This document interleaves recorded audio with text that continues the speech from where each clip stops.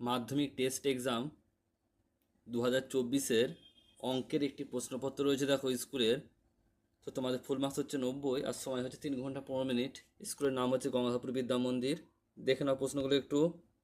তো তোমাদের যে একের দাগে মোট রয়েছে তার 6টা প্রশ্ন এমসিকিউ টাইপ, 6 নাম্বার। এরপর 2-এর দাগে শূন্যস্থান পূরণ 5টি আছে, 1 করে মোট 5 নাম্বার। এরপর হচ্ছে তোমাদের 3-এর দাগে সত্য মিথ্যা 5টি আছে, 5 নাম্বার। এবার 4-এর দাগে দেখো তোমাদের রয়েছে 10টি প্রশ্ন, 2 করে 20 নাম্বার। 5-এর দাগের দুটো আছে, একটি করতে হবে, 5 নাম্বার। আর 6-এর দাগে তোমাদের দুটি আছে, একটি করতে হবে, 3 নাম্বার। 7-এর দাগে তোমাদের একটি করতে হবে, 3 নাম্বার। 8-এর দাগে তোমাদের একটি করতে হবে, 3 নাম্বার। 9-এর দাগের একটি উপাদ্য করতে হবে, 5 নাম্বার। আর 10-এর দেখো একটি করতে হবে প্রয়োগ, এখানেও 3 নাম্বার। 11-এর দাগে তোমাদের করতে হবে কি, এখানে দেখো তোমাদের রয়েছে দুটোর মধ্যে একটি করতে হবে 5 মার্কসের, 12 নাম্বার। 12-এর দাগের হচ্ছে তোমাদের